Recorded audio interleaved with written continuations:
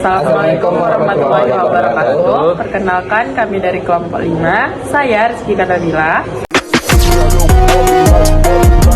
Saya Raffi Kansari. Saya Muhammad Syafitra. Kami akan mempresentasikan mengenai mini project kami, yaitu transformasi linear.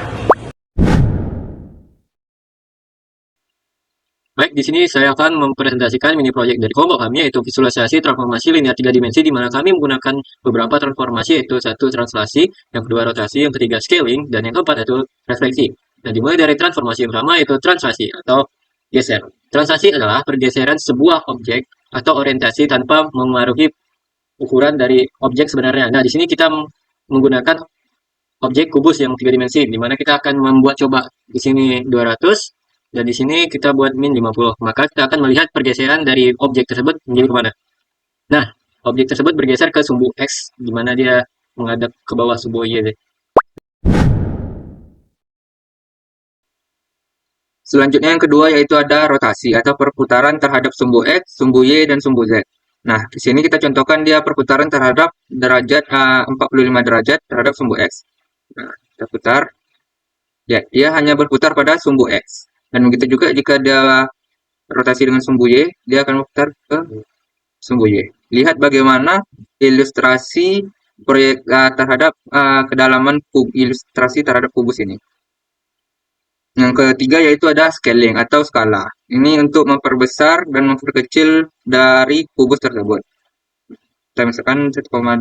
Jika diberi nilai di bawah 1, maka dia akan kubusnya akan mengecil. Misal kita beri 0,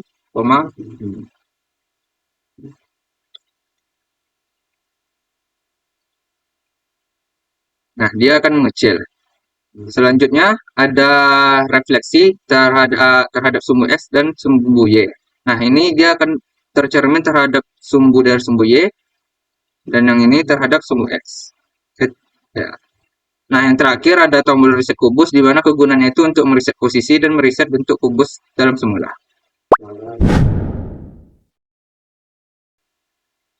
Nah, selanjutnya saya akan menjelaskan mengenai konsep inti dari pemrograman ini, di mana konsep inti dari pemrograman ini yaitu adalah matriks transformasi, di mana semua operasi visual yang kita lihat itu menggunakan rumus P aksen itu sama dengan M kita kalikan dengan P, di mana M itu adalah matriks transformasinya, sedangkan P itu adalah titik awalnya atau titik lamanya.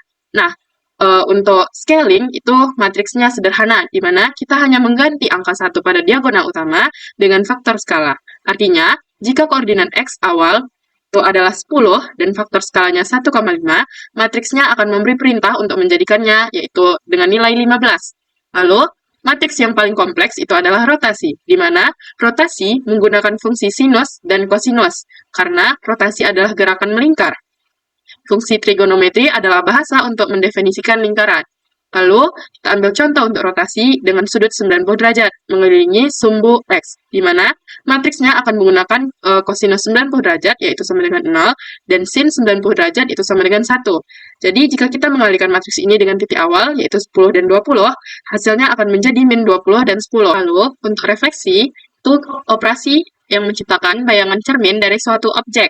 Nah, di mana refleksi itu diwakili oleh perkalian matriks transformasi, yaitu P aksen sama dengan M dikali P, di mana matriksnya adalah matriks identitas dengan elemen diagonal tertentu yang diubah menjadi min 1.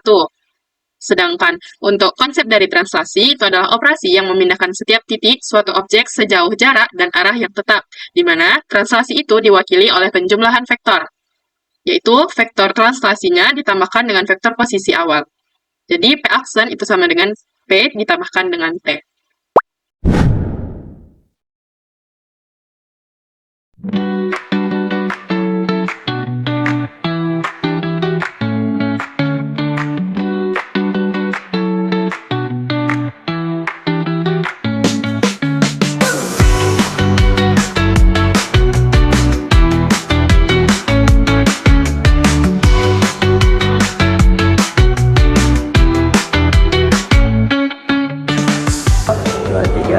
Sekian presentasi dari kelompok kami. Wassalamualaikum warahmatullahi wabarakatuh.